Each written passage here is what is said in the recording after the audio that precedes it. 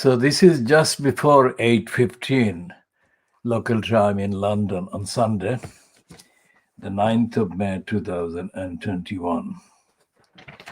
And this is the day, the second day that the collection of liars in Fleet Street are overdoing the promotion of the simulated Winston Churchill.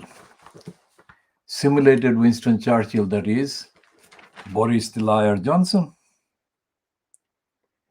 And this is what they're saying to the gullibles, the people predisposed to brainwashing, already brainwashed, and they're saying that 10 years, Johnson is going to be in post for 10 years. Bozo is Boris Johnson. And that is the tone. And that is the lie. Because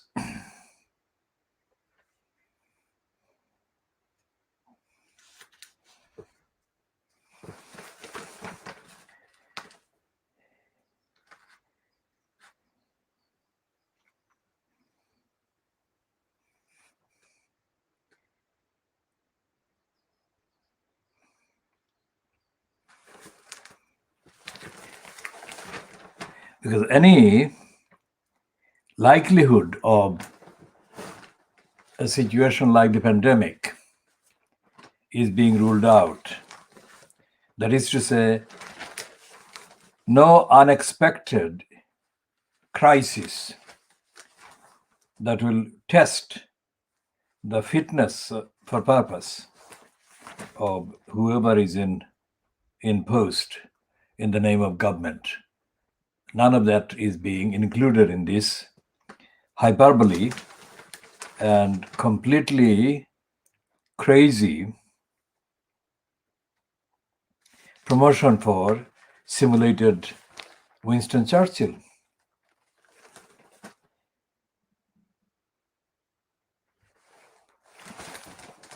So we shall be talking more about the Star on Sunday, because there is a piece about the woman from Yorkshire claiming that she has been kidnapped more than 30 times, kidnapped by aliens. Although that remains to be verified, the majority of the country that took part in giving the votes to whoever they gave the votes to, enabling the criminals in Fleet Street to say that Johnson has blown up the Labour Party. Now, as we have said, the Labour Party was already dead, murdered by Keir Starmer. And the party had been made sick and unwell by serial so-called leaders, including by the duo Gordon Brown and Tony Blair, and before that Neil Kinnock and his cabal of crooks and criminals and corrupt individuals, including, of course, the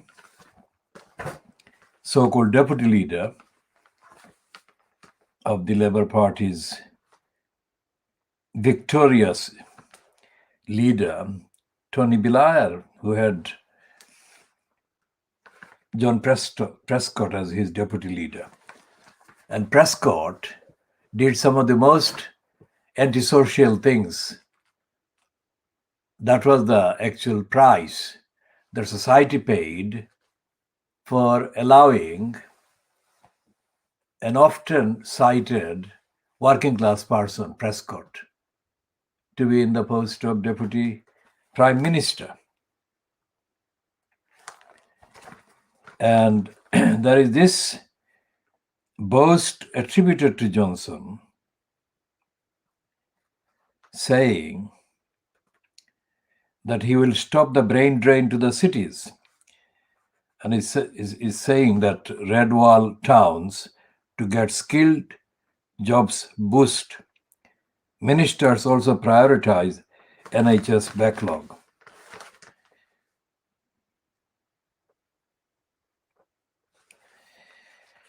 Now, this kind of sloganeering is absolutely typical in a corrupt democracy like the UK, because there is no way of checking the veracity, the practicality, and the reality of any of these. But what it does is to further accentuate and exaggerate the predisposed, brainwashed individuals' brainwashing. And they get brainwashed and they keep getting brainwashed. So that's the one that is being boasted. He said, the PM, what they mean is Johnson. And there is a subsidiary item about the Brenda's royal family involved in crime and criminality, selling the royal kind of stump. This one is about the senior member of the royal family is allegedly selling privileged access to Vladimir Putin's regime to business clients. An undercover investigation has found Prince Michael of Kent, the Queen's cousin, was covertly filmed at a business meeting in which prospective clients were told he could be hired for £10,000 a day to make representations to the country's leadership. Now, that is even cheaper than the 1 hour rate that Dave Cameron, the sleazeball, charged, £150,000 per hour. But whatever the differences, these are differences of thousands, and they are entitled to engage in corruption and criminality. While the National Audit Office, so-called National Audit Office, the so-called neutral investigating auditing agency, lists as a reason, as the main reason for error and fraud, the absence during the pandemic, or because of the pandemic, the absence and reduction in the face-to-face interviews with poor people, that is benefit claimants. And they're saying that the benefit claimants alone are the single most or largest group causing £20 billion worth of losses to the treasury for the lies that they tell. That is the National Audit Office. So the National Audit Office, supposed to be the independent one, is condemning the poorest people for one of the biggest frauds in the state.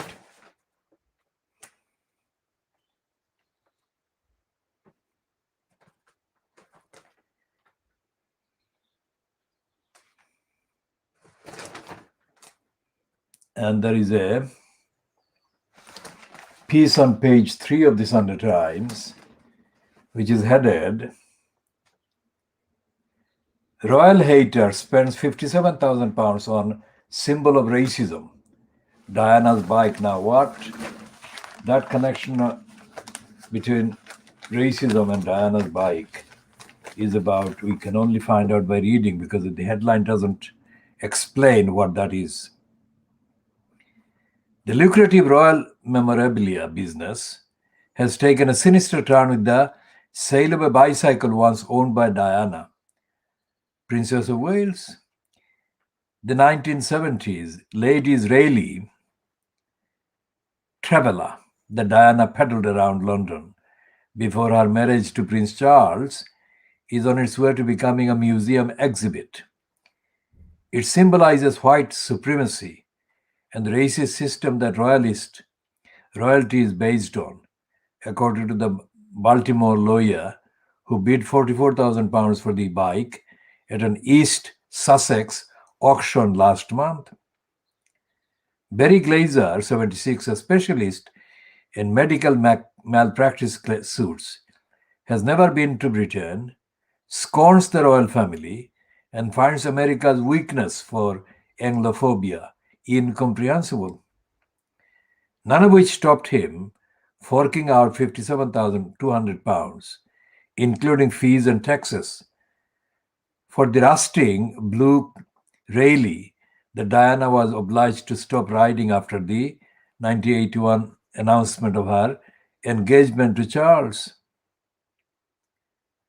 It was argued at the time that bicycle riding was unsuitable for the future wife of the heir to the throne, and some of Diana's admirers came to see the Rayleigh as a symbol of the restrictions she faced upon joining the royal family.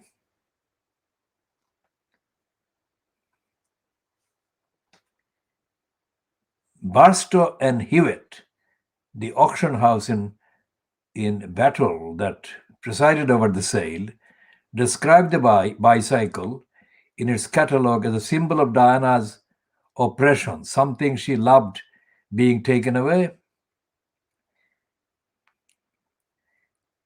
Glazer, whose wife Nadeg, 34, is Haitian, thinks the symbolism goes much deeper. The royal family thinks they are too good to be associated with this type of transportation that the common folk use, he said. They consider themselves better than common folk, and that's the basis for racism. It's the reverse of what this country stands for. He intends to transport the bicycle to Baltimore, where he will put it on display in a local office building formerly used in the 19th century as a refuge set up by activists to help escaping slaves. Auction houses have long been grateful to Britain's royal family for the allure it attaches to mundane objects snapped up by collectors for inflated prices. There has rarely been a problem finding bidders willing to pay several £100s for an incredibly inedible slice of Princess Anne's 1973 wedding cake, or for a note from Diana to her chef asking for a bacon sandwich. Nor is the memorabilium business restricted to trinkets. The dress Diana wore when dancing with John Travolta at the White House in 1985 fetched £264,000 at auction, and so on. So that was just a factual reference that we have read out. The reason why we read that out is that because that piece or even that part or that portion of the item would not be accessible because the Sunday Times website is paywalled, and it's not a good organization to break the paywall. We have tried paying money and then not getting the access. So they're abusing money, stealing money, which happens quite a lot on online purchases of services, etc. Sixth formers told girls 11 how to bind breasts. Schools rebrand to erase legacy of slavery and empire.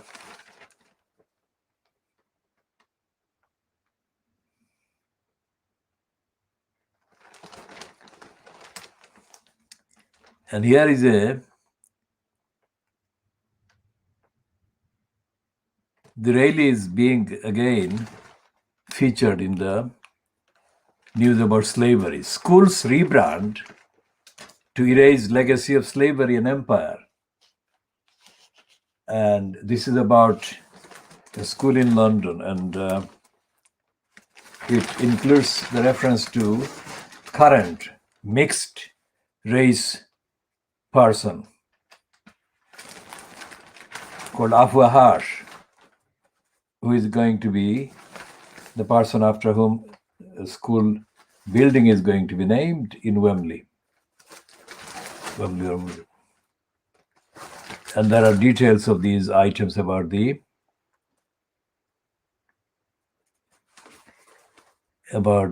various achievements in the election.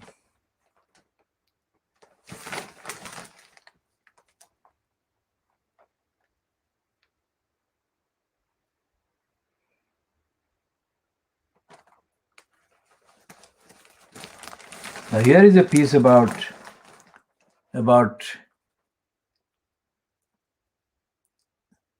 criminals who are abusing cats. Criminals who are actually licensed kind of veterinary practice traders. And we have started the campaign saying that fees for health care for the cats should be made free. That is, should be paid by society instead of being forced on the owners and carers of the cats or kittens. And this is the one that we shall be, again, going into details, very serious details in due course. Okay, so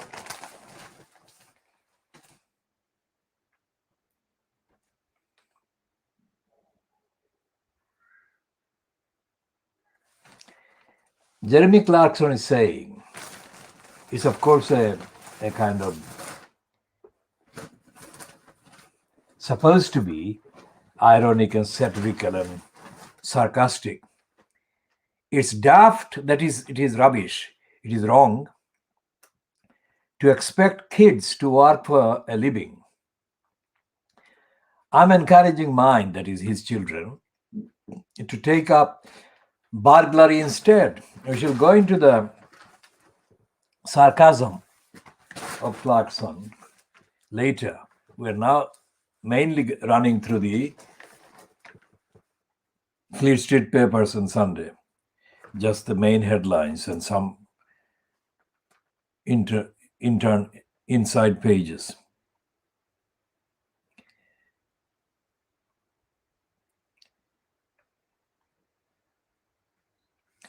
And the Sunday Mirror is saying that £1,000 for COVID bill, so £1,000 COVID bill for families, and tests will cost more than your holiday, and £4,000 fine for rule breakers, price of getaways to double. This is the Sunday Mirror.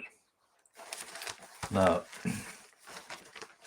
we are not going into the details, just the highlight.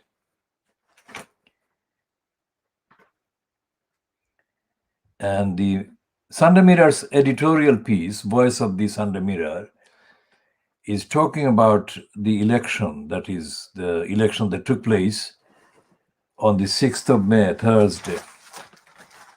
The election that the other Fleet Street papers have been kind of using or abusing to overhype the achievements of Boris, the congenital liar Johnson. And this is the heading of the Voice of the Sunday Mirror. Decency is not enough to win vote.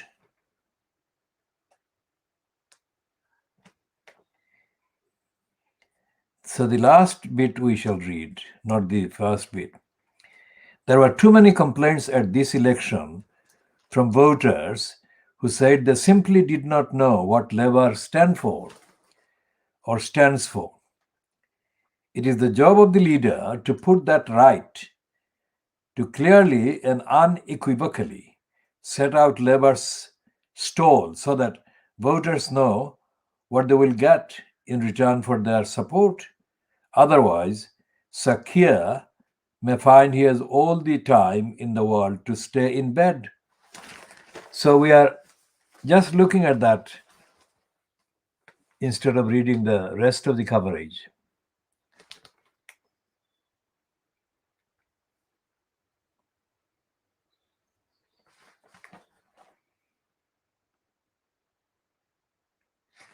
And this woman is being described as award-winning columnist, Saira Khan. She is one of the Pakistan-born or Pakistani origin women in Britain that are given exaggerated platforms by the racists and anti-Muslims. Saira Khan is a racist and anti-Muslim stooge in the mold of Yasmin Ali Baisi. We shall be talking about Yasmin Ali Baisi and our comment about Muslim leaders and the bit in the Muslim leaders' so-called silence that she has. And there is a black man who has been given a space by the Observer, which is the Guardian, on Sunday, and is being quoted as saying, maybe America has never been great. Well, America has never been great, of course. And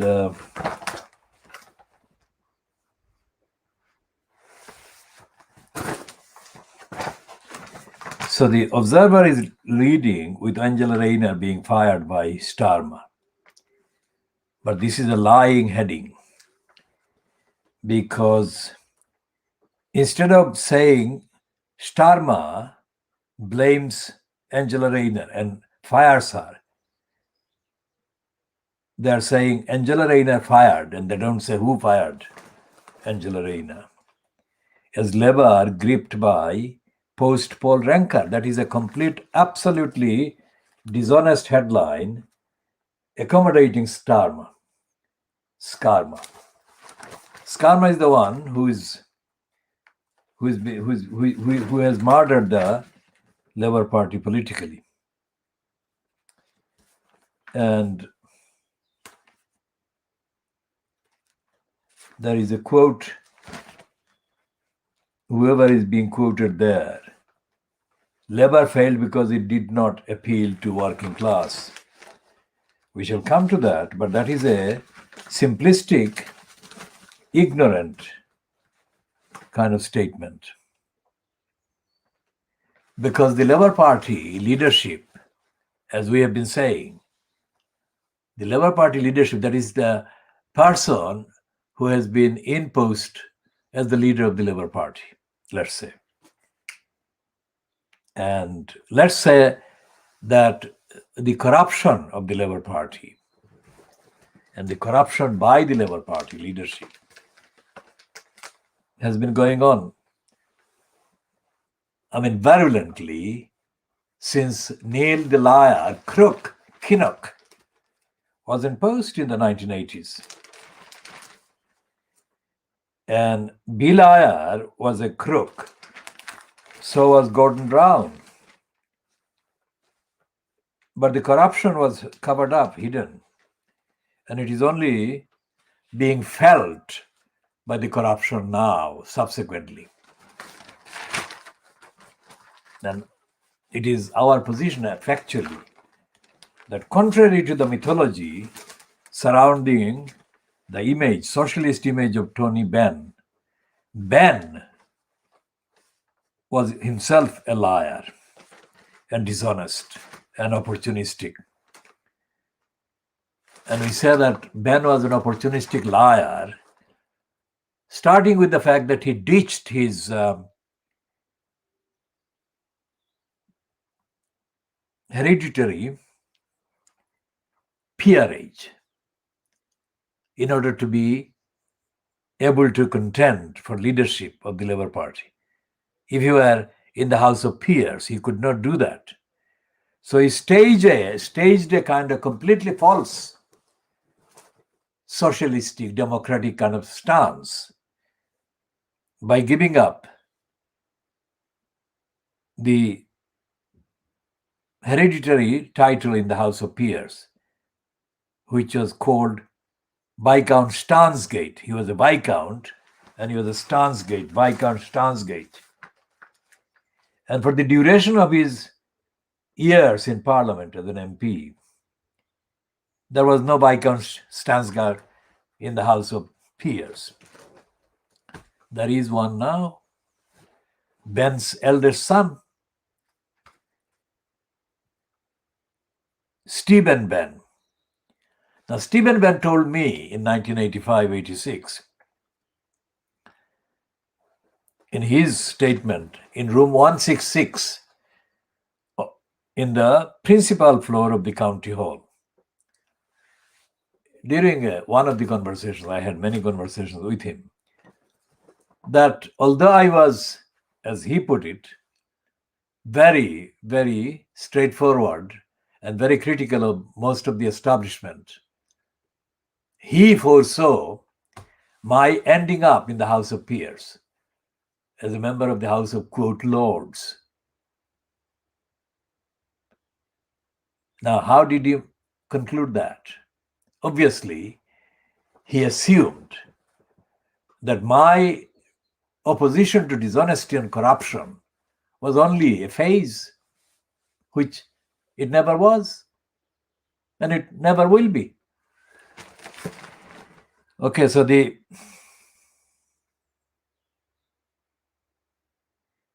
piece by somebody called Robert Ford has got this highlight.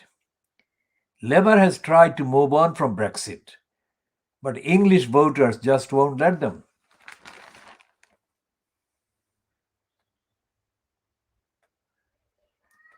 And there is a piece which has got three items or three named contributors. The first one is one of the youngest MPs from Nottingham, who starts with the East End or East London MP, Clement Attlee.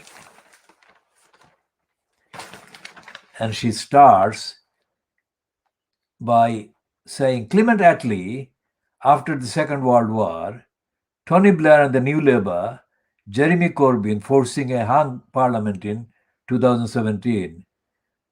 The thread running through these electoral success stories is a vision for society that resonated in that moment. In this election, Labour said very little, and it didn't. And it didn't work. We are dealing with a populist conservative party that will turn on the spending taps to win votes, while a growing ever more extreme in its views on immigration and authoritarian in its attitude to civil rights. Yet too often Labour is choosing to sit these battles out, or worse, pander to them. Now, we have been saying all of this, and we don't have to say that again, because we have said the Labour Party is dead.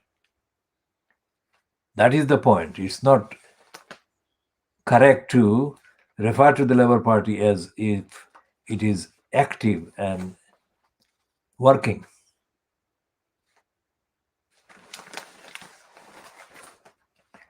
And we shall be talking more about the contents of the Guardian and Observer. Remember, we accuse the Guardian and the Observer and everything that the Guardian represents and fronts and peddles and displays as being corrupt, racist, ignorant, and lazy.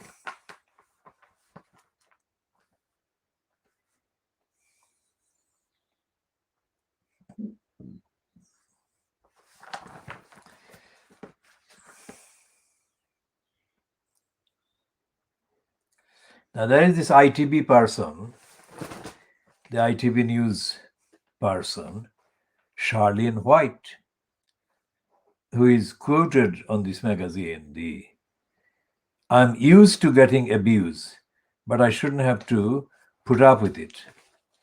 That's Charlene White, and that's what I've just read, that bit. Charlene White. Now, this is not an original statement. Of course, she shouldn't have to put up with it. Nobody should have to put up with racism and abuse and racist. Well, she's not saying, well, in that quotation, they're not including the concept and the term racism, but that's what it is.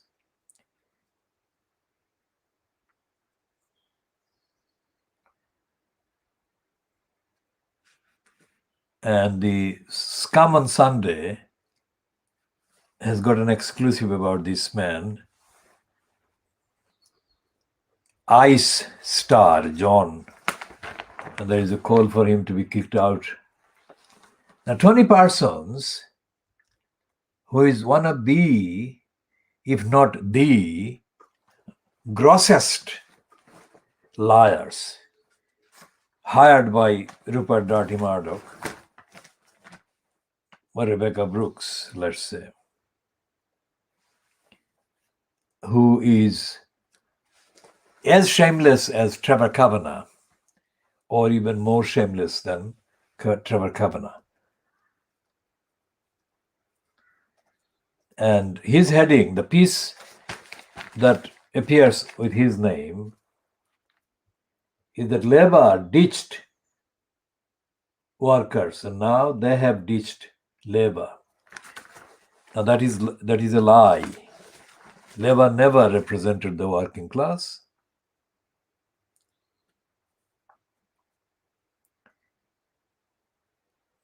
And they've got a piece here by Ian Austin.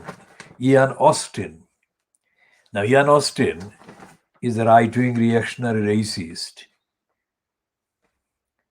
who was MP for Dudley North from 2005 to 2019 and is the founder of the anti-extremism group Mainstream.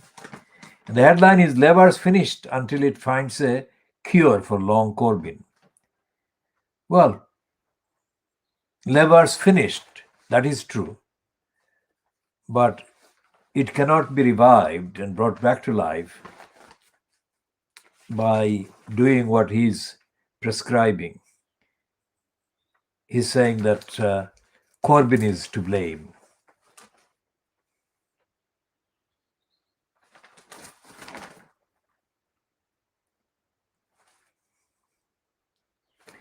And the Scum on Sunday is celebrating what it calls the King of Scoops. Rest in peace, John Kay, reporter who broke Fleet Street's biggest stories. Now,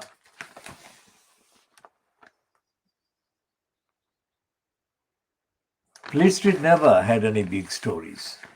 It never has. It's big lies. Big lies it had before and it is still having.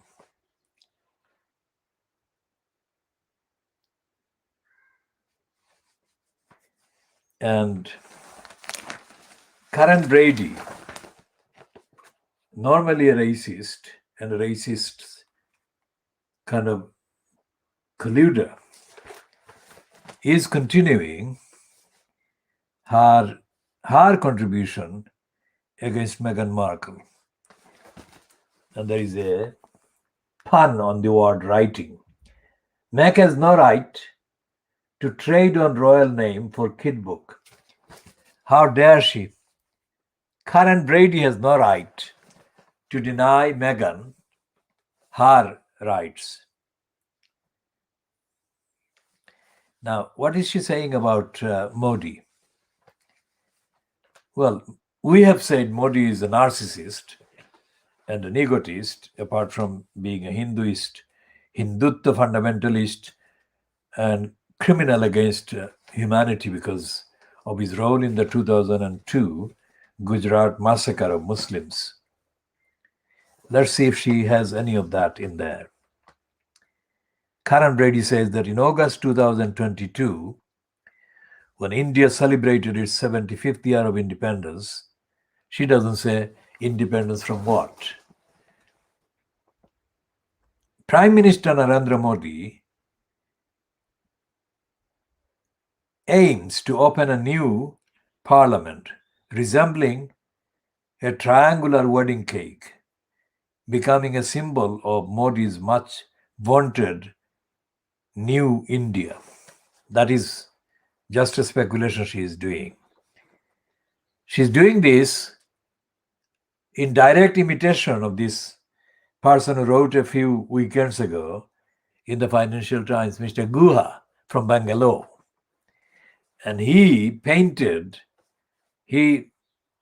contained a description of Boris Johnson doing something that actually Modi is doing, which was a fantasy, of course, but just to impress on the British Financial Times readers. Guha did that. Now, this is exactly the opposite, but based on the same kind of similarity and comparison, that the Karen Brady piece has been scripted here. I say scripted because I don't believe that she writes this. It's written for her by this common Sunday, with her agreement, of course. In August 2022, that is next year, when India celebrates its 75th year, etc., it will include futuristic offices, an underground railway, and an opulent mansion for the 70-year-old Prime Minister. Building work began last December, despite last-ditch legal attempts to block it by many, and this week, as a disastrous second wave of the pandemic continues to sweep through India, there are more demands for the project to be halted. Despite the death and despair all around him, however, this shameless man insists that work on the new building must continue, calling the work an essential service. The huge construction site has thus been exempted from COVID restrictions, along with supplying food and tending the sick. I don't know about you, but it seems outrageous that we, the UK taxpayer, are sending vital COVID care equipment to India, including 495 oxygen concentrators and 140 ventilators, when the Indian Prime Minister is spending millions on a vanity project rather than funding hospitals. This is why people get upset with foreign aid. The countries should be putting their peoples first, not their building projects. Well, that is a stupid kind of semi original. It doesn't refer to the big cricket stadium that Modi named after himself, and it doesn't refer to the oppression of the Muslims, hundreds of millions of Muslims being denied basic rights and basic amenities, basic equality and service. And on top of the discrimination, this is exaggerating the numbers and aggravating the numbers of Muslims being denied care and support. And just like the Indian papers, which are shamelessly promoting Modi, Fleet Street is shamelessly promoting Boris Johnson. And here is the legacy of lies.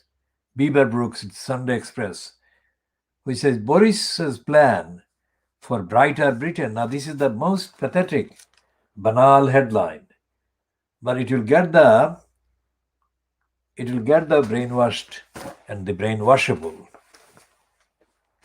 in the mood. Now, this we have bought for the second time because this is the weekend edition of the I newspaper, and we bought it yesterday and we bought it today as well because it was on the rack. And it is the same thing as yesterday because it says Labour in turmoil about the election of the 6th of May.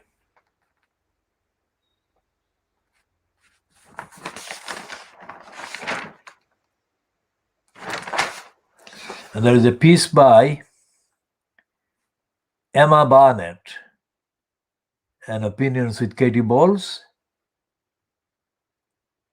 and Katie Bowles and Antonia Fraser, and Janet Street Porter, and the Bethnal Green born Stephen Bush, who is whiter than the whitest of the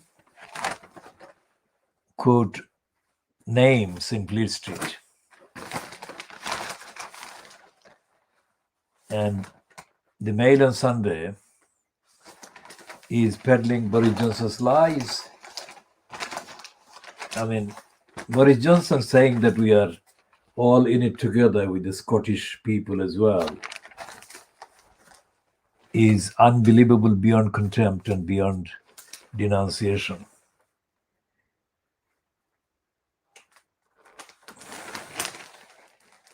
So we shall be talking more about this, and there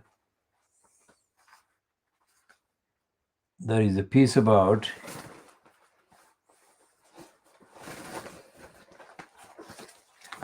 Andy Barnum, who is being tipped, according to them, as the leader of the Labour Party.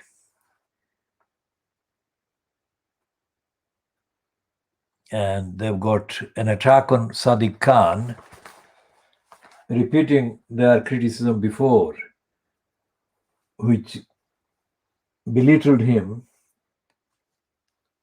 as the preening, self-serving non-entity.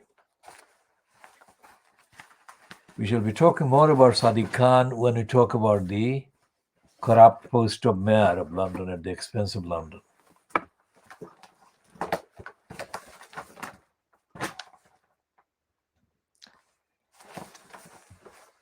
And we're looking at the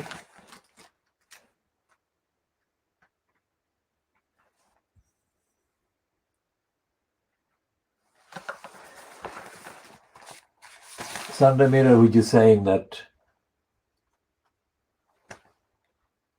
what are they saying? They're saying People's Party has a failure in Hartlepool.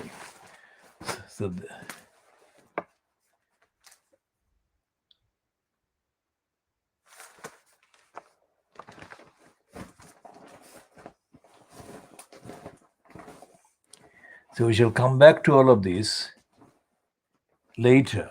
Now let's get back to what we were planning to say in the first edition that we were scheduling early in the morning. And we couldn't do that because of an unexpected technical kind of factor. That has been almost mended now. Now, the things that we have to say concern Tower Hamlets and Newham. And the results were kind of published about the referendum on the future of the corrupt post in each of the borough. And the referendum result in Tower Hamlets was that they say that the voters overwhelmingly backed the mayor system. And I think the same thing is going to be said about Newham. And the first point is that we have said that if you look at the first banner underneath my image or my face, and it says 9th of May 2021 Sunday, spelling out the next phase of action for ending Tower Hamlets Council corruption, abuse, and to create the highest standard of accountability to community by the Tower Hamlets Council. There is enough space there so that the council became CO. Few letters were not accommodated in that, but it meant it is a reference to the council. accountability to community by the Tower Hamlets Council. Now, let's get into it. This campaign, the Khoodeelaar campaign, and the associated campaigns, and the dedicated campaign called Bangilar. Bangilar is a Siloti word, and it means that they are breaking it. They, meaning the supporters of the dictatorial, corrupt mayor system, are smashing the democracy, the fragile democracy that was in existence in Tower Hamlets Council up to the time that they mounted the foisting of the elected mayor post. So we have been campaigning for 11 calendar years continuously against the corrupt mayor post. But the corrupt mayor post has been kept now by the crooks. The majority of the decision makers about so-called campaign or the future of the council who were allowed to do the decision making in the name of the Labour Party in Tower Hamlets, majority of them are ignorant, ill-educated, ill-schooled, corrupt, opportunistic, selfish, and totally immoral. Now that is the Labour Party. Now whether the majority of those in the Labour Party in Tower Hamlets were, that is the majority involved in the relevant decisions about the so-called campaign to scrap the mayor system, whether they were, majority of them are Bangladeshi or not, is not possible to say because we have not got any verifiable, authentic or authenticated records of who made the decisions. But decisions were made. And the decisions are made very late. There was no campaign against the mayor system for the whole of the year 2020. And there was nothing this year either. The only pretense campaigning began only a few weeks ago. So whoever made the decision, although we don't know the exact identity of whoever, did make the decision corruptly. And as we said, the campaign against the mayor system that was sabotaged, but that was run despite the sabotage actually enacted from within the campaign in 2010, did have 39% of the people voting against the mayor system. And this time, it is only 18%. Now, there was according to the reports, there was about 80,000 turnout.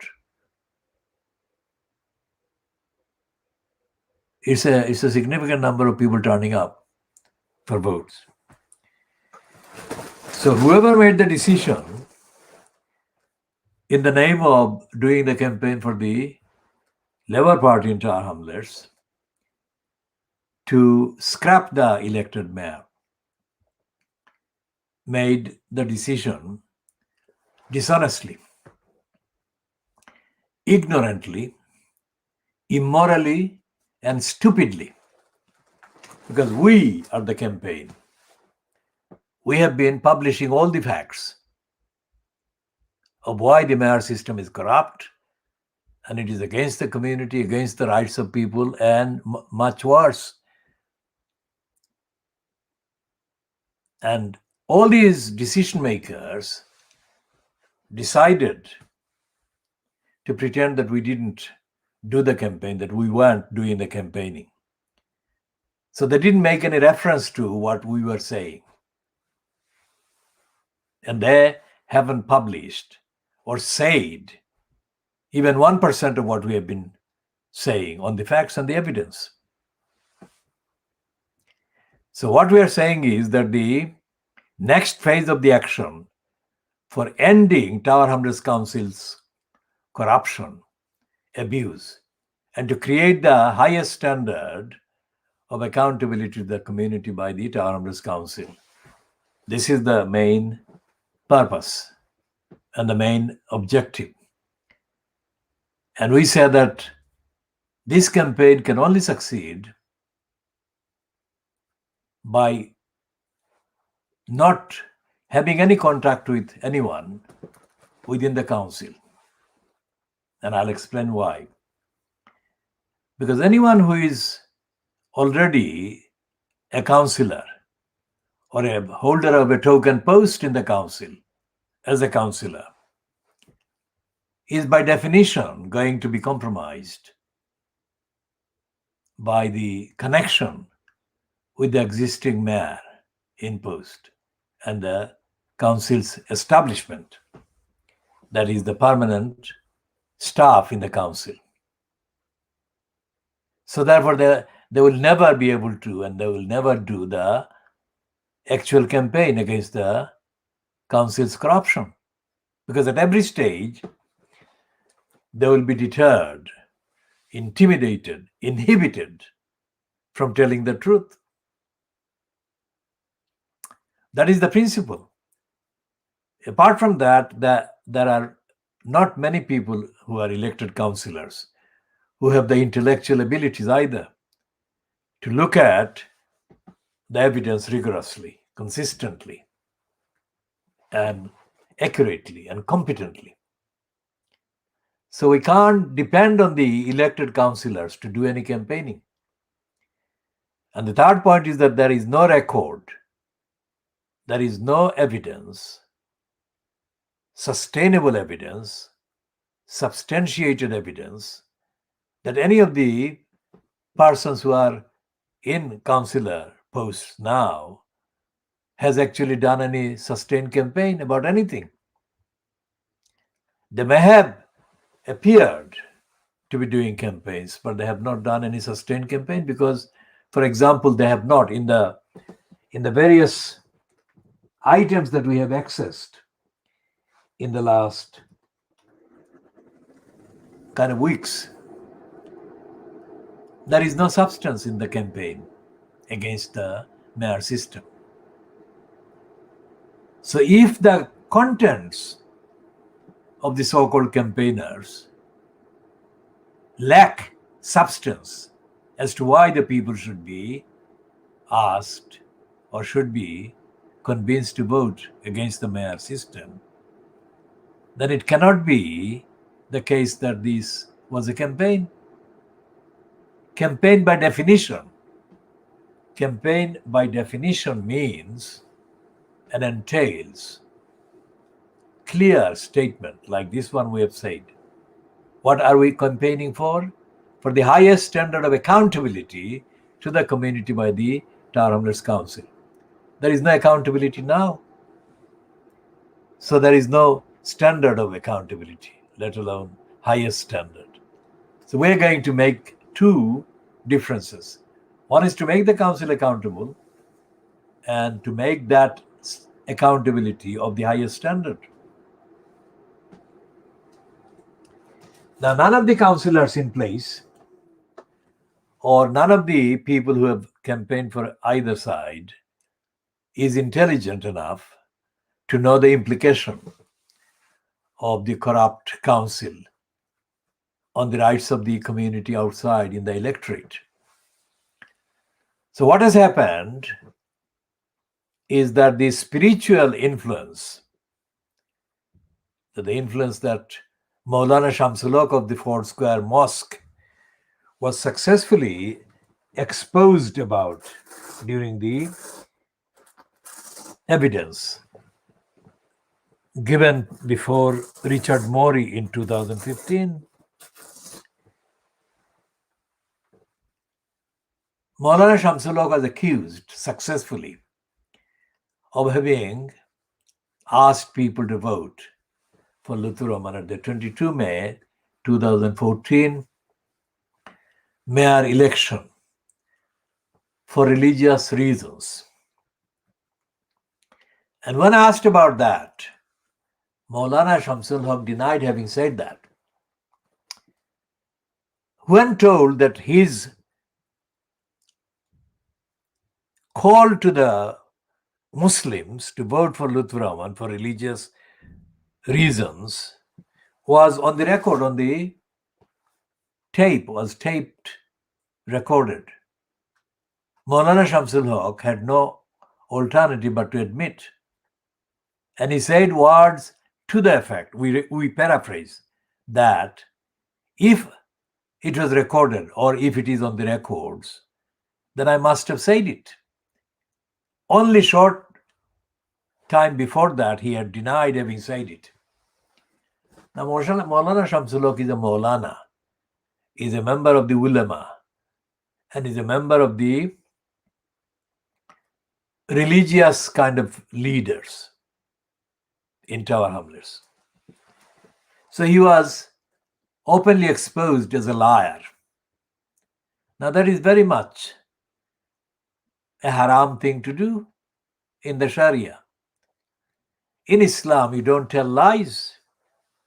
It's an offense to tell lies.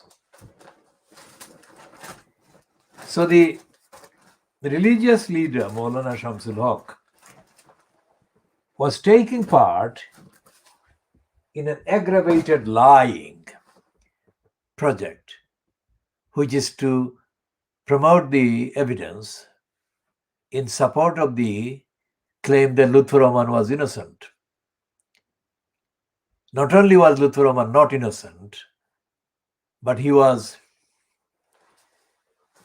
declared as corrupt in the ruling that ended with the Richard Mori, the election commissioner, ruling dated the 23rd of April 2015, ordering Lutfur Rahman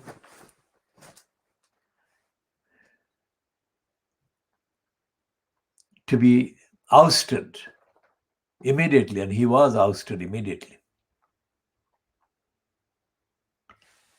Now, most of the people that go to the mosques, including the Ford Square Mosque, and attend other religious faith-related events in Tower Hamlets, from Tower Hamlets, most of them, in the context of this series of references, are not,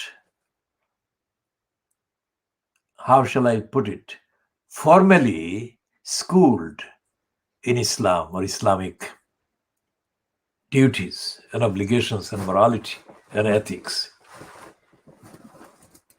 And as the Sunday Times article against the Silotis around Brick Lane, dated the 2nd of December 1973, had alleged that most of the Silotis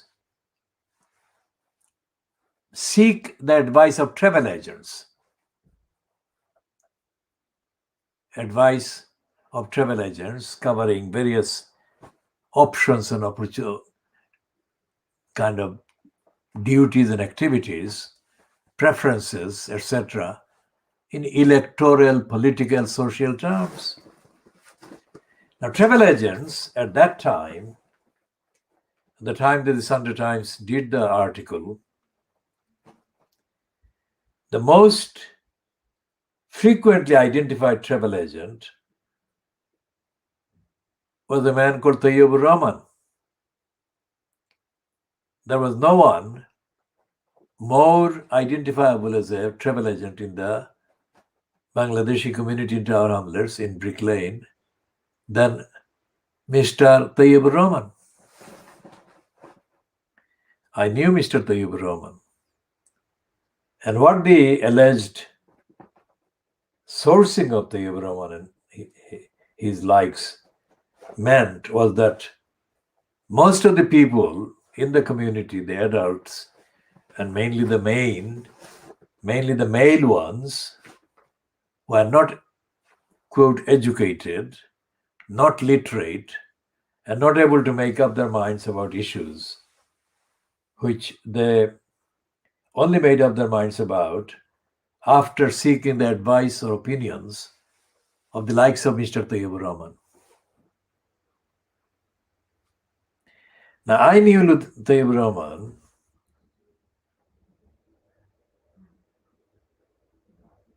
because I found that he was part of the status quo in the community that I discussed before about the Bangladesh Welfare Association. And Tayyibur Rahman was part of the status quo, meaning that they didn't want the UK Bangladeshis to become politically or socially or democratically involved in the democratic process in this country. And so therefore I questioned his role, and directly as a result of that I became engaged with him in a hostile series of confrontations relating to various events and campaign issues. Now, if that was the case, covering more people than I knew,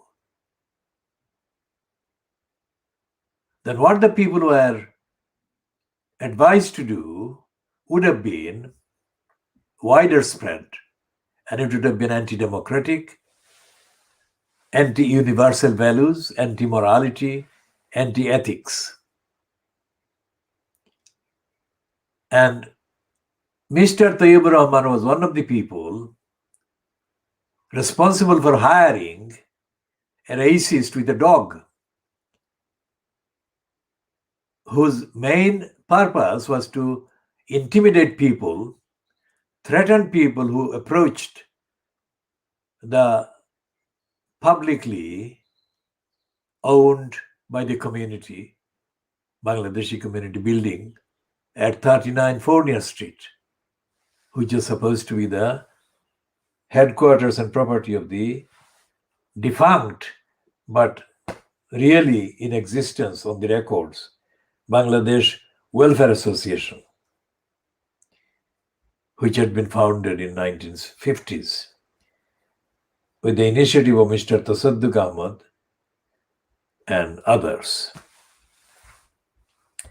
who had called it in the 1950s the Pakistan Welfare Association, which name obviously changed, directly resulting from the creation in 1971, in December 1971, of the state of Bangladesh, instead of the East Pakistan that the same country was known as up to the 16th of December 1971.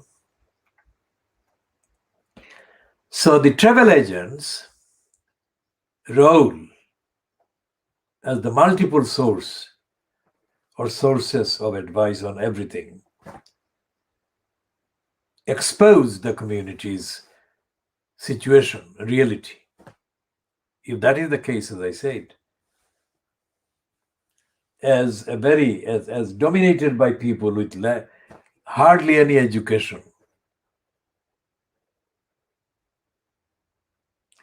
and therefore lacking all the essential qualities for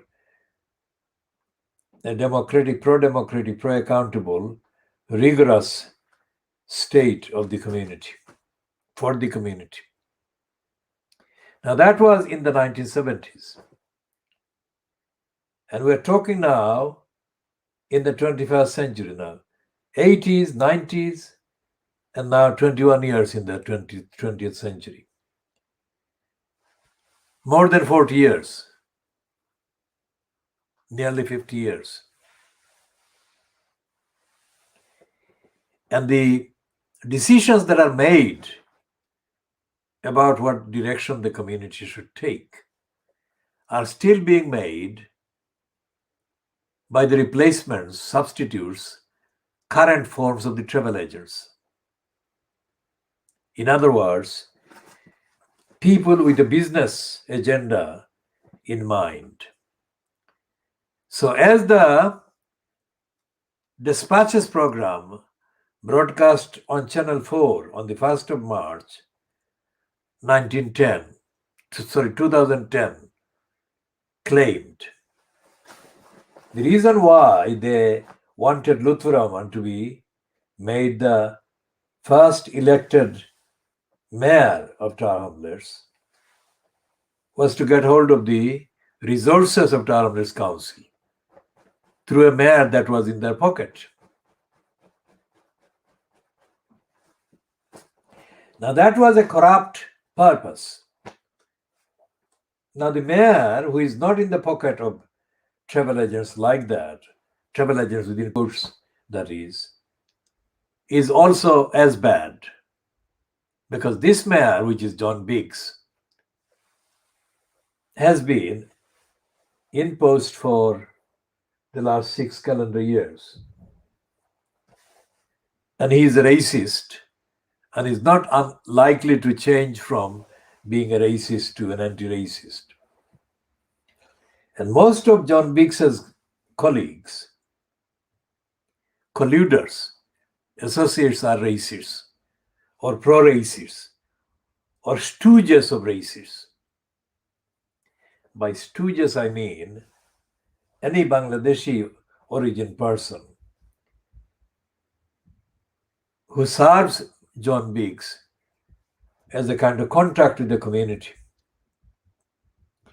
is serving a racist agenda. And in the behavior of John Biggs, there is the same lack of interest or involvement in or with the community that was exhibited extensively in the behavior of his chronological predecessor, Lutfur Rahman. Because Lutfur Rahman did not connect with the community.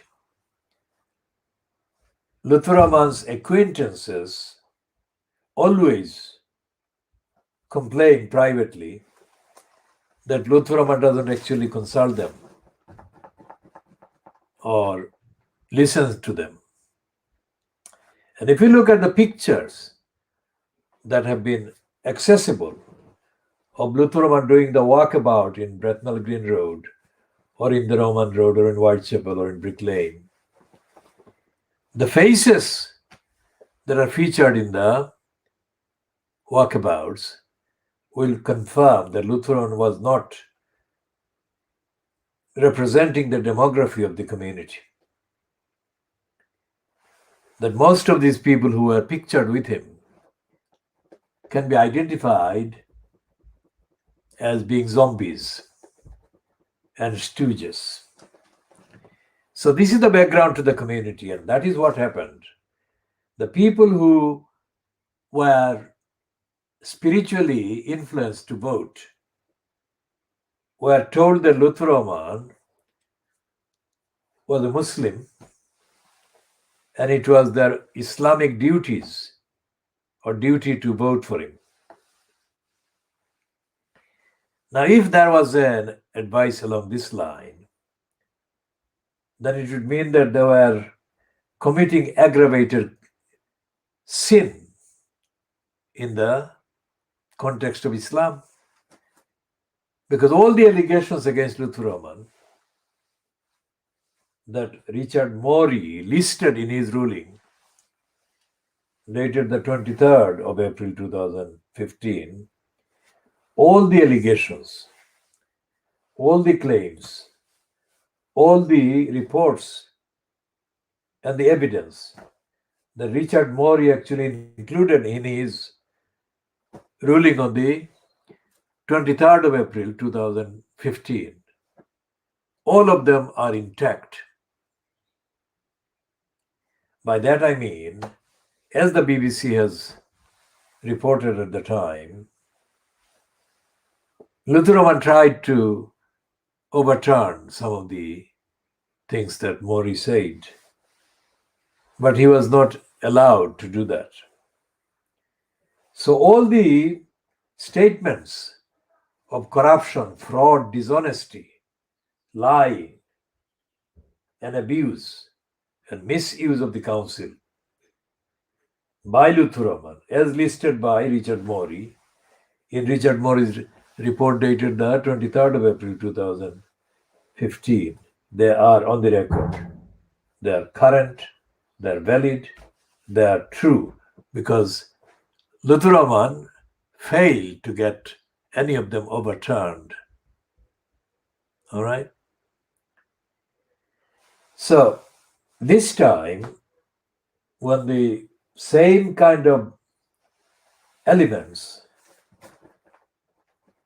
made the claim that the directly elected mayor was directly elected by the people, they knew that they were lying, because the people who constitute the biggest part of the demography within the Bangladeshi community,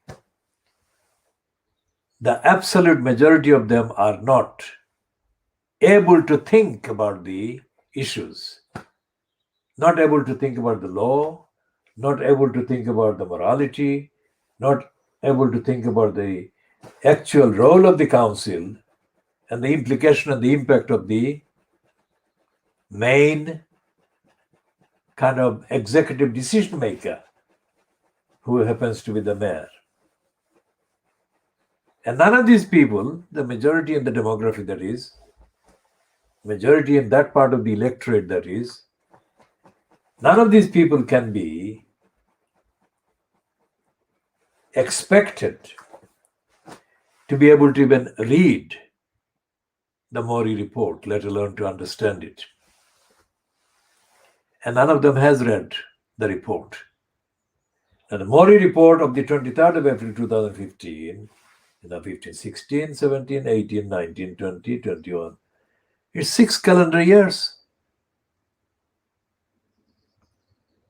And nobody in the community, other than our campaign, has even referred to the Morey report. We have led the regular reference or referencing and explaining and updating. And whatever the motive that the lying, dishonestly hired commenters on the Morey ruling said in the immediate aftermath, at the meeting on the 30th of April 2015 that was held in the Water Lily Center in Mile End Road, whatever they said against Morey, they lied, because Morey did a typical job as an election commissioner, because he was not doing this for the first time. He had done other chairing of other complaints, petitions against other persons elected. So he had previous experience of looking at the allegations. So those who made the allegations against him being biased and racist, he anticipated that, because in the report it says that he will be condemned as racist. I don't know Morey personally, but having read his report and having read the report in the context of all the other factors and the needs, I can see that he may have had racist motivation. But that was not how he came to the conclusion against Luthuraman. He came to the conclusion by citing various parts of the 1983, particularly 1983 legislation, Representation of the People Act, but he also made references to other statutes and other legal instruments. So when Luthuraman applied for permission to kind of have it reviewed, let's see what he actually was applying for. Remember, we are the only ones who have been diagnosing, referring to, explaining, and updating on the Mori report. Nobody else has been doing that. And we've been doing it for 6 calendar years, remember? So, what Mori said,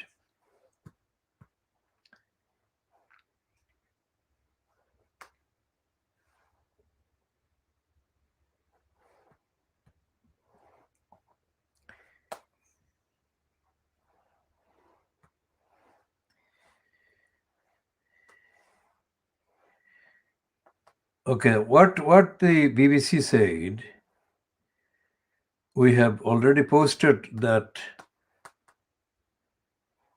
Okay, now we are searching under these 3 words: corrupt mayor UK. We're not naming Luthuraman, remember? And there are results in 76 seconds, 5,410,000 results on that search. And guess what is the first item? The first item is Muhammad Lutfur Rahman, Bengali Muhammad Lutfur Rahman, born 12th of September 1965, known as Lutfur Rahman, is a Bangladeshi-born British former solicitor and politician who was the first directly elected mayor of Tower Hamlets, a borough within London, and the first directly elected mayor to be removed having been found, and we shall go into the full item there.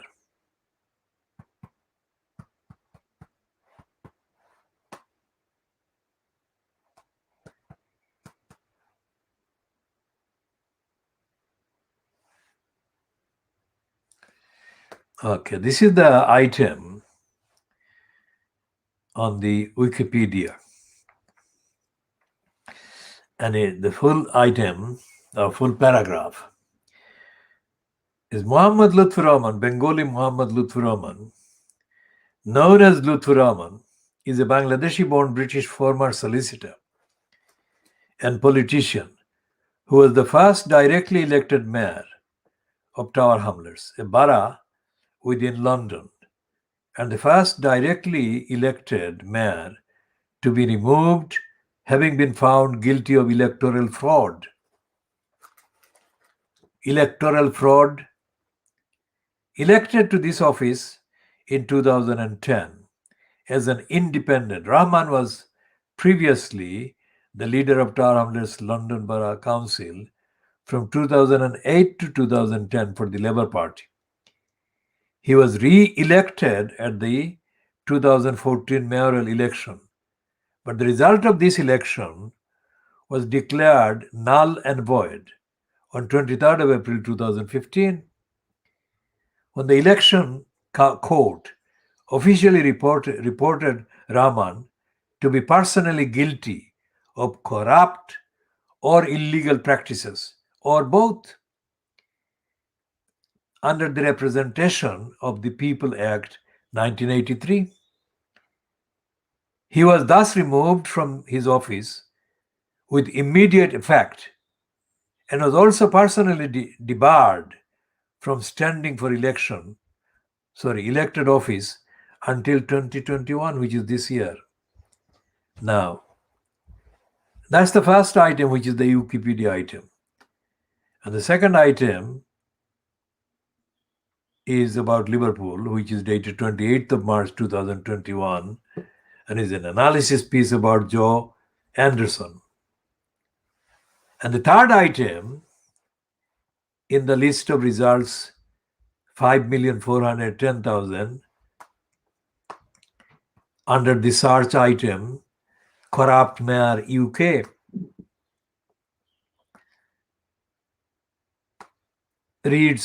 the heading reads, the third item, Lutfur Rahman, corrupt ex-mayor fails to appeal banning, which is what I was saying before coming to this search. And it is a BBC item which is dated 26th of January 2016. And it has got a picture, and the caption underneath it is, a former mayor, Lutfur Rahman, was found guilty of corrupt and illegal practices at the election court in April 2015. A former mayor has failed in his bid to overturn a 5-year order banning him from running for office. Lutfur Rahman, the ex-mayor of Tar Hamlets, was found guilty of corrupt and illegal practices at an election court in April, that is 2015, not 2016 when this item was published. Findings included money being given to Bangladeshi or Muslim groups in return for support. And it goes on like that. So what the Wikipedia did, what the High Court did, and what the BBC said, all of these things are on the record. And there has been no removal of any of these items from the record. And this has been the case for years. And yet the campaign about the need to remove the post, scrap the post of elected mayor, didn't have any of this information. That is, didn't explain this, didn't elaborate on this, didn't relate this to the impact of having a mayor, and didn't use this evidence to remove the mayor. The result is that 18% of the people apparently wanted to remove the post. 18%. More than 80% wanted, either voted to keep it or didn't know or whatever, but essentially the overwhelming majority was to keep the post. Now Mori, of course, was only looking at the terms of the petition. Mori was not looking at the contents of the Price Waterhouse Cooper audit, and he wasn't looking at the literally hundreds of thousands of decisions that the council made during the 5-6 calendar years that Lutfur was in post. Had Mori looked at those and examined the evidence, he would have directly asked the police to arrest him, prosecute him, and try him for multiple crimes. But Mori explained that he couldn't go beyond the terms of the petition, which was very limited, very narrow, which was to do with the 22nd of May 2014 election. But he did, in passing, refer to the grants and the other things that were elaborately reported by the Price Waterhouse Cooper. And he was informed about other things that, in context, he took account of. And this campaign, this year's campaign, should have been a whole year-long campaign, because we started the campaign in June 2020. But it was abandoned. The people who gave their undertaking on air live program saying that I would be leading the campaign and they would be supporting me, mysteriously disappeared from the communications and abandoned the campaign. So these are the details that we shall be adding to, and these are the details that we come back to say that we're spelling out the next phase of the action for ending Tar Hamlets Council corruption, abuse, and to create the highest standard of accountability to the community by Tar Hamlets Council. Now, as I was saying before, that existing councillors, people in place as elected councillors, cannot be relied on to lead any real campaign. Because in order to effectively run a campaign like this one, which is a substantial undertaking, the campaigner or the campaigners have to be demonstrably seen to be telling the truth, being committed to telling the truth, and to be committed to be opposed to the lies and liars and lying. And secondly, they have to have the intellectual competence and the ability to understand the administrative, the legal, and other aspects of the operation of an organization like the local council. By definition, local councils are secretive organizations. So secretive that they clam up most of the times. And the fact that they clam up is not deniable. It is the most frequent thing that any council regime does, regardless of what the facade of the council is, or the most powerful occupant or most powerful post holder is or is not. And the occupants in the post of the leader of the council over the years, previous to the imposition of the mayor, has been the same as the position of the mayor. So the records in the Tower Hamlets Council community show that most people apparently engaged in political, social mobilization, etc., most people are quite okay with crooks being in control of the council. Because these people, most people, are not active, motivated by the need to end immorality, corruption, and criminality. Their involvement is to enhance their own interests and their opportunities and their career.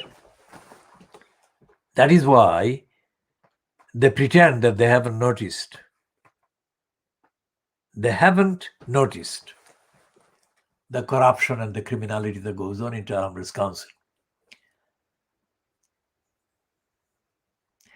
And this applies to the so-called propaganda outlets that operate in the name of the Tower Hamlets community, Bangladeshi community, and with some input from the members of the community. But essentially, these outlets are controlled by some of the people that arrived in this country from Bangladesh during the 1990s. And they appear to have been sent here by political meaning corrupt political interests operating in Bangladesh. So what these elements are doing are copying and repeating things about Bangladesh which are not relevant at all here. So it's a new darkness that these elements have imposed on the community. They are ignorant. Most of them who came from Bangladesh are ignorant, ill-educated, or not educated at all. But they are using other people to carry out the functions that require some sort of education and skills. But these individuals who corrupt the agenda, who control the agenda, are themselves devoid of the basic intellectual and moral competence and care and commitment for accountability, transparency, and anti-corrupt motivation.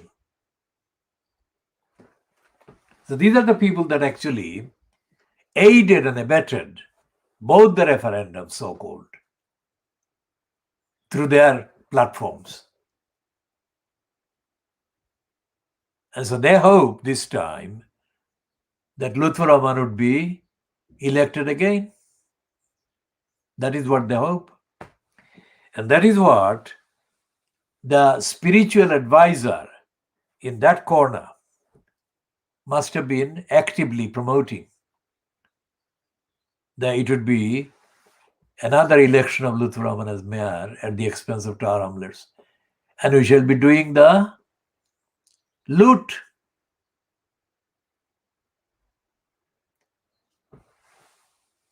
As we have said, the council's registrar of electors was abused by Lutfur Rahman in 2013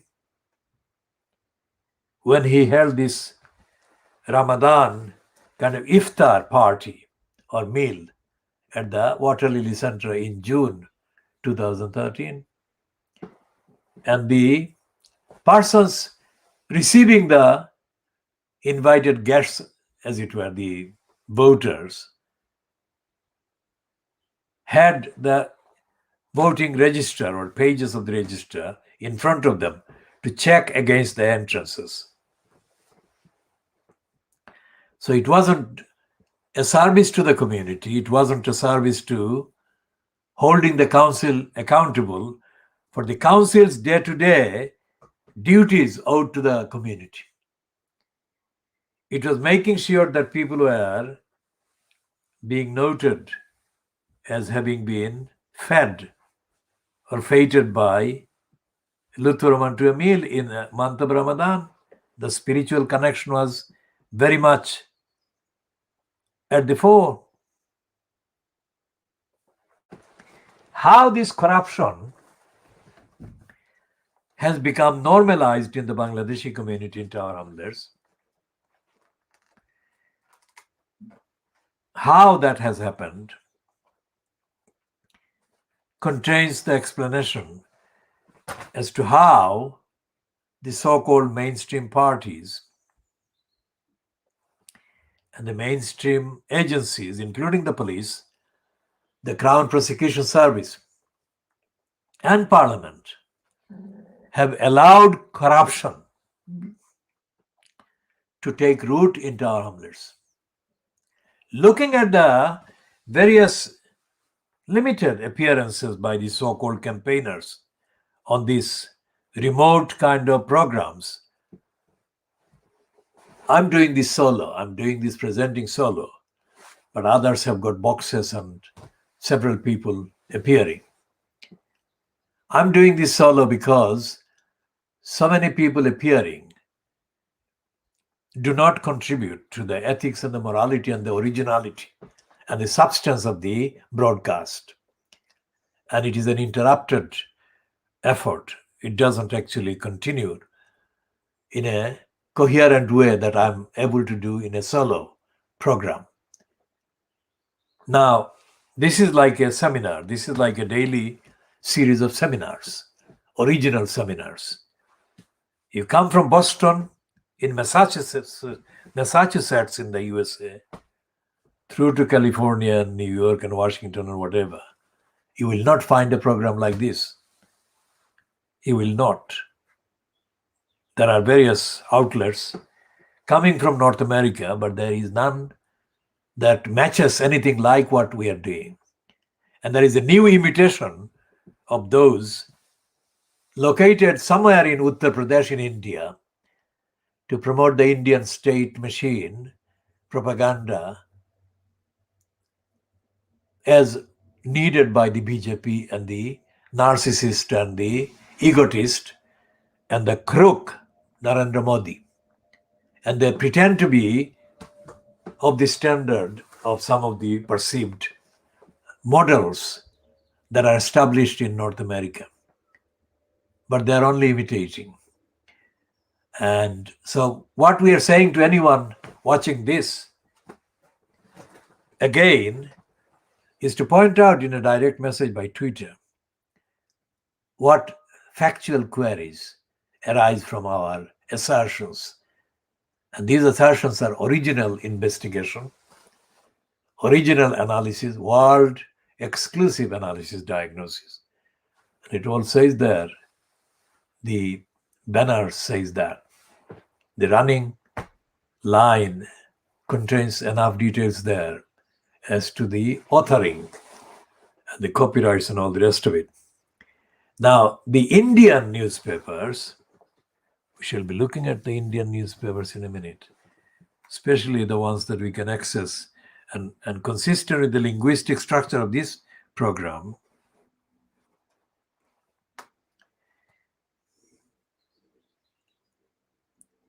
We shall be taking a look and then come back to Tower Hamlets.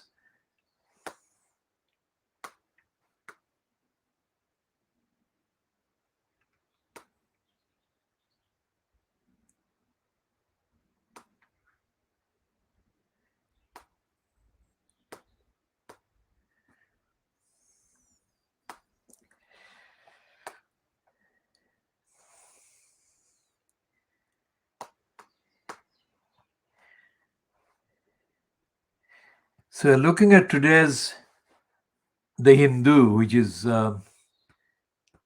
available to us in its Chennai edition. And it says, India's national newspaper since 1878. And this one is the Chennai City edition, 26 pages. And it has got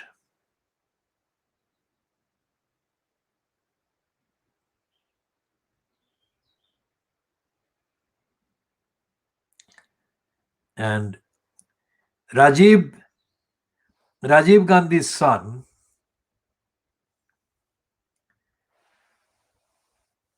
Rahul Gandhi, has at last woken up. Now, the Gandhi name is not to be confused with the M.K. Gandhi or Mahatma Gandhi. Gandhi is Feroz Gandhi. Feroz Gandhi was Indira Gandhi, because of Feroz Gandhi marriage, nothing to do with my M.K. Gandhi. But the Nehru family overly exploited that name that Feroz Gandhi gave. Feroz Gandhi and Indira Gandhi weren't married for too long. So Rahul Gandhi is Indira Gandhi and Feroz Gandhi's grandson. So he's woken up. The Nehru family have destroyed the secular pretense of India. And the Nehru family have brought about the BJP. And they're still meek and stupid. Let's see what he's saying on page 11 of the Hindu today.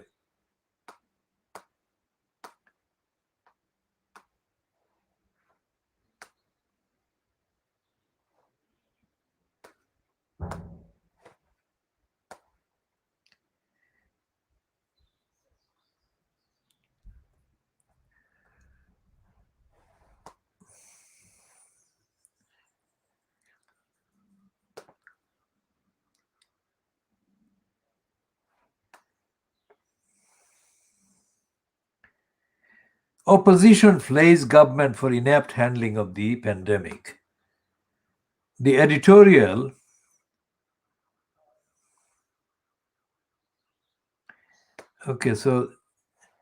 the editorial of top international medical journal, The Lancet, and a statement from the Indian Medical Association, both criticizing the inept handling of the COVID-19 pandemic by the Modi government, gave the opposition fresh ammunition, with former Congress President Rahul Gandhi terming it as Mobid pandemic. Mobid meaning Modi and COVID together. Congress General Secretary Ajay Makhan said Congress had been warning the government since the pandemic began last year, but the government turned a deaf ear to any suggestions. What the Lancet and the IMA have said are the same things that Mr. Rahul Gandhi pointed out in his letter to the Prime Minister written on Friday. Mr. Maken said Mr. Gandhi has been advocating a full lockdown in the country, and so on. Now, what that shows is that they are waking up too late because they have not been heard, even in the media, for more than a year. And they have not been tying Modi's corruption and criminality together, all the tying of the various criminal activities, electoral kind of abuse, and the anti-Muslim campaigns in Assam and generally in the country.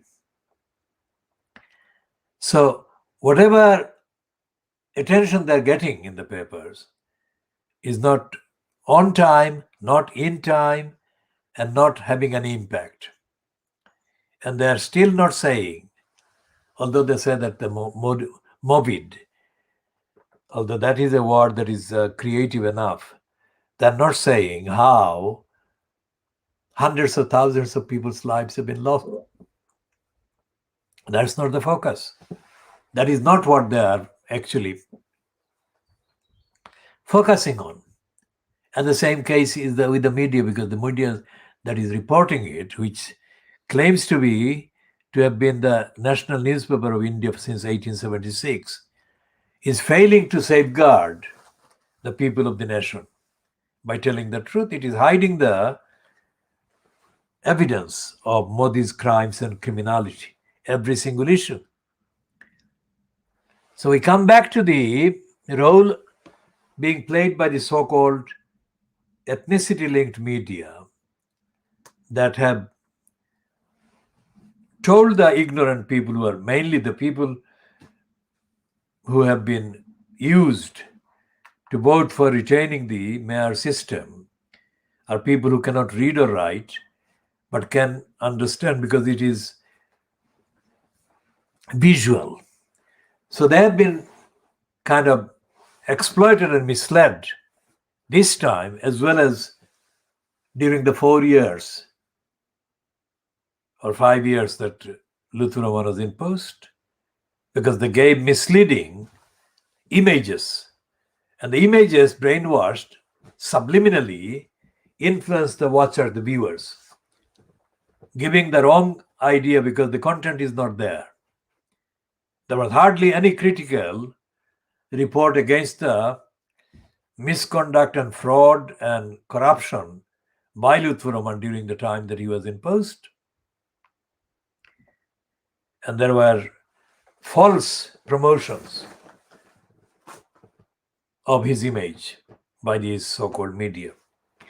And one of those outlets, which claims to be the most popular kind of channel on the satellite, because the majority of the UK Bangladeshis apparently watch it, as if watching that is proof that it contains the truth. It doesn't. But that's what it claims, and that is not being challenged on that scale by any outlet at all. And the so-called white media don't understand any of it, and they don't tell the truth to whatever size their viewers or their followers are about what is going on. And there is no evidence of any campaign against corruption of the council by any non-Bangladeshi in Tower Hamlets, either locally or within the Labour Party hierarchy at any stage. When Lutfur Rahman employed Ken Livingstone as an advisor, that was wrong. But none of the sitting councillors, none of the so-called outlets, ethnicity-linked outlets, even noted that that was something that needed to be questioned and accounted for. So the abuse of the post and the abuse of the council, the abuse of the resources of the council that went with the elected mayor system or mayor post went on unabated at an extremely brazen level and manner. And misconduct by Lutfur Rahman was not the only misconduct that went on during this number of years. The misconduct by council employees that committed daily crimes, that is, they lied, and they lied illegally, and they lied against the evidence, and they lied out of prejudice and out of a corrupt intention and agenda against individual members of the electorate and the community that were in contact with them, strictly in connection with the services and the support that the council owed on the facts to these people. Another failure which was corruptly carried out was the fact that Tower Hamlets Council was used and abused by Channel 4 in promoting the idea that council housing should be abolished. There was not one but several episodes of the same program by Channel 4. Remember, Channel 4 claims to be ethical and moral, unlike the other channels. But that's not true. And the woman who is one of the ITV News presenting team, Lucrezia, has almost tweeted as if she was sobbing at the announcement of John Slow retiring in December. She didn't include any room for the role that John Slow played in a channel that has been lying. Remember, I said I was one of the campaigners. I was one of the campaigners for the founding of a Channel 4 channel television in the 1970s. And my campaign or my campaigning role was consistent with what I'm saying, what the media should be doing. And it was based on the fact that the BBC and the ITV and the BBC Two, these were the three channels. That's why the name Channel 4 came to be. Those three channels, existing channels, were not telling the truth. So, myself and others with my kind of aim were arguing for the establishment of a fourth channel that would tell the truth. Well, the channel that was then made operational at the beginning of the 1980s as Channel 4 has not been telling the truth.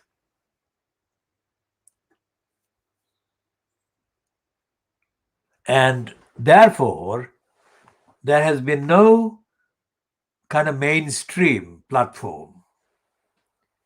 There has been no mainstream platform that has been telling the truth as against the lies perpetrated by the BBC on all these channels, Sky News, ITV, Channel 5, etc.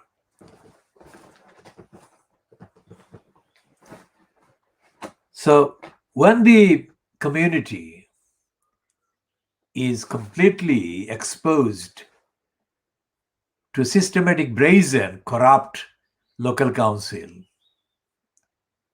creating and causing thousands and thousands of problems and neglecting thousands and thousands of problems and violating the rights of thousands of people in the borough. There is no recognition by Channel 4 of any of that. Instead, Channel 4 joined the agenda pushers for the abolition of council housing, social housing. In the recent weeks, supporters of the mayor system, including Lutfur Rahman, have said that the post is directly elected, so the post holder is directly accountable to the electors. That is the absolute criminal lie. The election is direct, but the elected person is not accountable to the electors. There is no evidence. There has been no evidence for 11 years that any of the elected mayors has been bothered to account for their behavior and decision and their corruption to the electorate. Not in Tower Hamlets, not in Newham, where the corrupt post had been installed in 2002.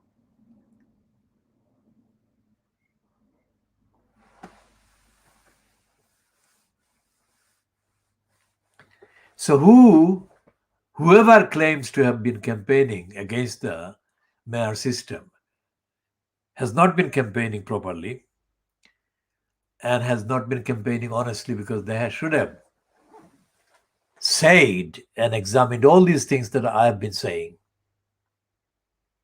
These are the things.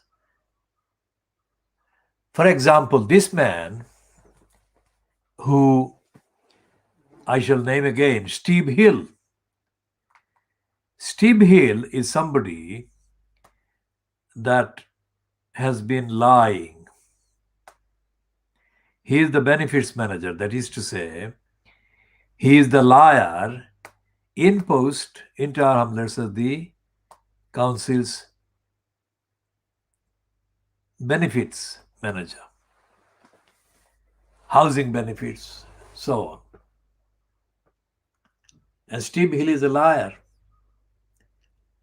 And the list of his lies and lying is as long as it would take about a whole year to cover.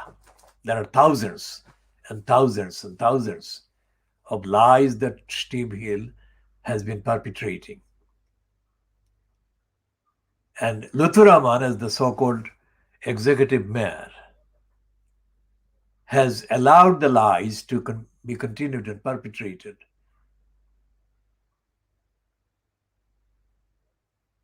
So we have been referring to Steve Hill because of the lies that he has been allowed to perpetrate and the crimes that he has been allowed to commit within the council in the context of the corruption of Tower Hamlets Council as well as the corruption of the Newham Council.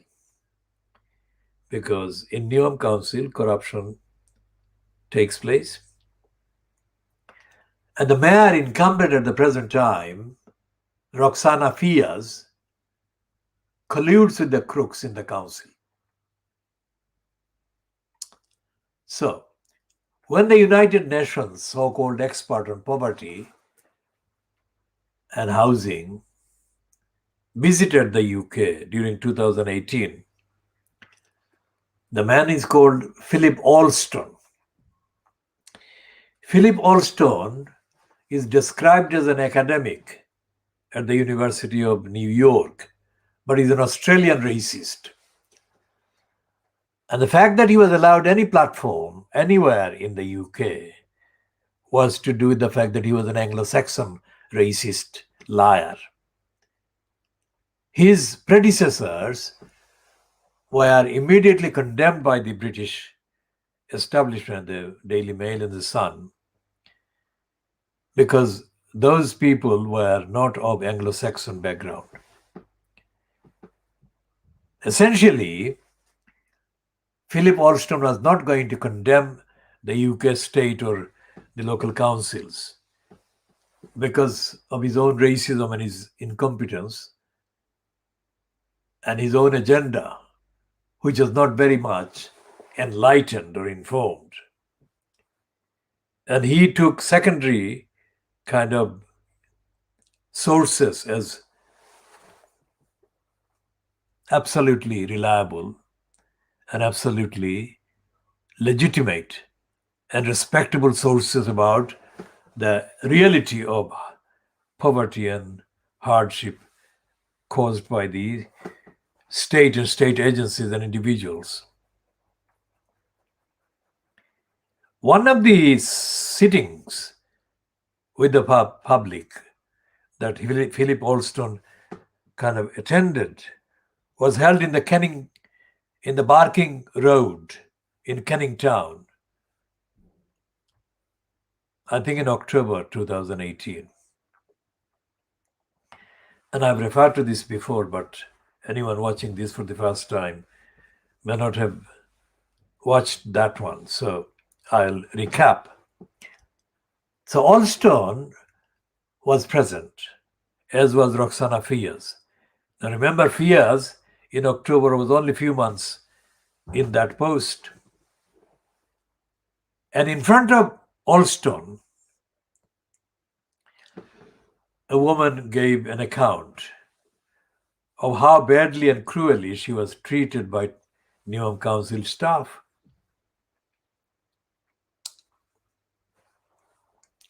Trying to kind of remove her housing rights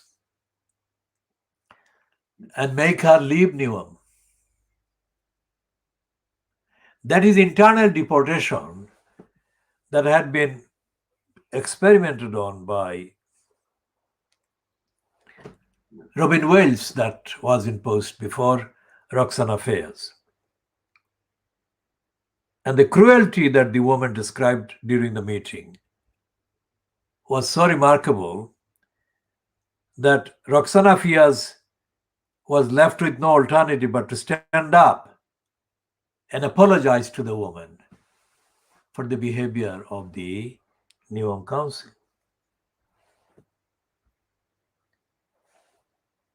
Now, there are about 500, 600, 700 separate documents detailing Roxana Fiaz's lies that our campaign and movement has direct evidence of. So to read all of that would take few days. So I'm just summarizing. So Roxana Fiaz staged that apology for the benefit of Philip Alston. But then when the meeting finished and she resumed her ordinary kind of behavior as the incumbent mayor, Roxana Fiaz carried on the cruelty, collusion, and lying. And she blanked all attempts and communications addressed to her about other criminality and lying and obstruction by other staff in Newham Council. And the same thing extrapolated happened in Tower Hamlets Council with the direct knowledge of Lutfur Rahman. And Lutfur Rahman knowingly neglected to do anything to stop the liars and the lying and the illegality and the criminality. So he was the controlling, as the executive elected mayor, he was the controlling mind and controlling element in all these crimes that were taking place in Tower Hamlets, by Tower Hamlets Council, through the Tower Hamlets Council. Now, none of these people who campaigned, they say they campaigned against the mayor system, could have said any of this, and they haven't said any of this. So what on earth were they campaigning against? And what on earth were they campaigning for?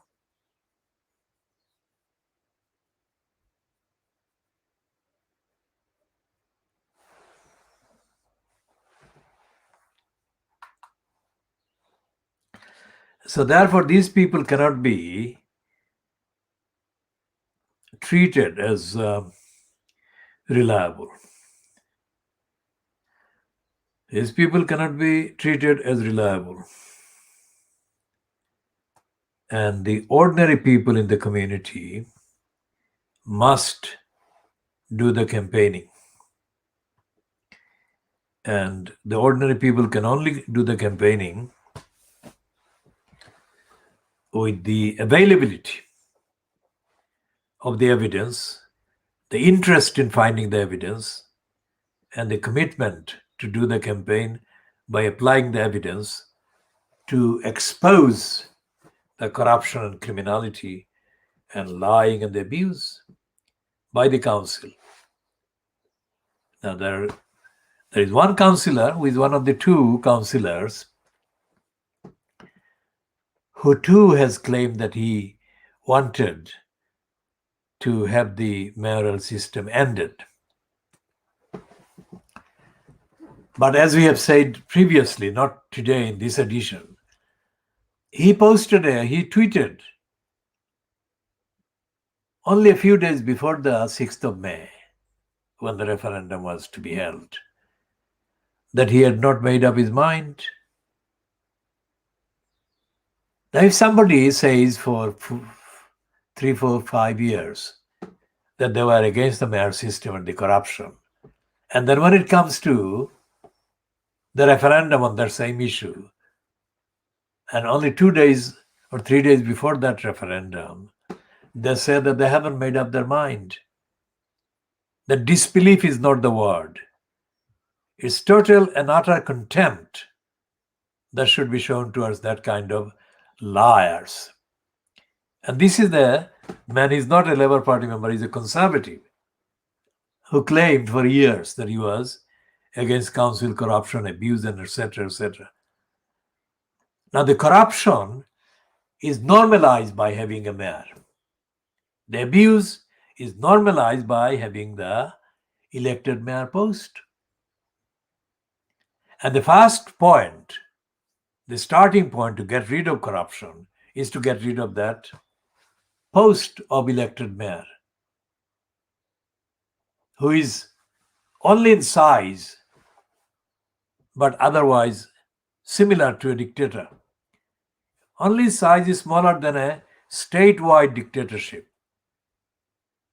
Apart from their size, it is the same evil of dictatorship that is foisted on the whole community by this corrupt, crooked, unaccountable post.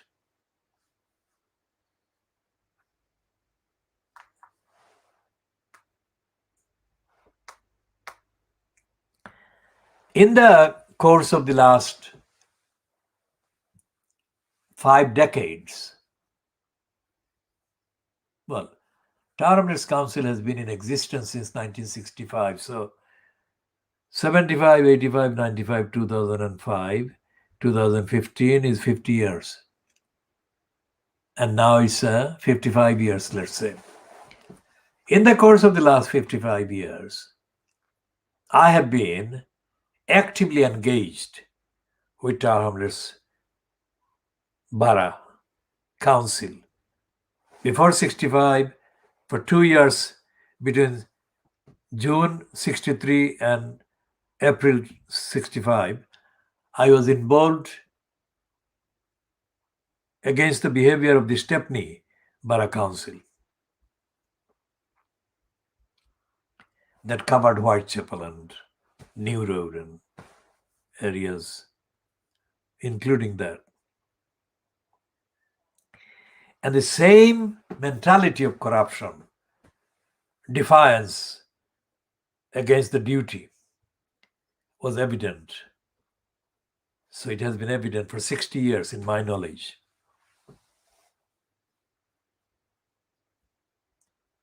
It is so complete and comprehensive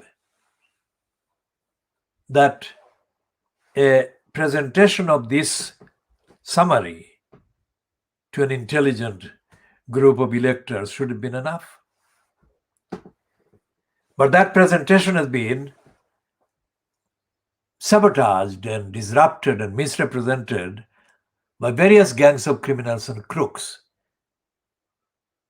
who have tried to pretend that this campaigning engagement against the crooks in Hrs Council has not been happening. They know that it has been happening. And they know that there is no other campaigner or campaigning group or movement that has been doing anything like what we have been doing. Regardless of party, regardless of gender, regardless of ethnicity, we have been consistently campaigning for a transparent, accountable, moral, ethical, and democratic Hrs Council. And that continues. And we don't recognize any campaign that has taken place in the last 11 calendar years by anyone other than our campaign and our movement. So we shall be continuing on the need for the next phase of action for ending Hrs Council corruption, abuse, and to create the highest standard of accountability to community by the Hrs Council. And we shall, of course, update on the campaign for justice for the 4 Bethnal Green school girls that were denied and neglected the safeguarding the children duties by the Hrs Council. And they continue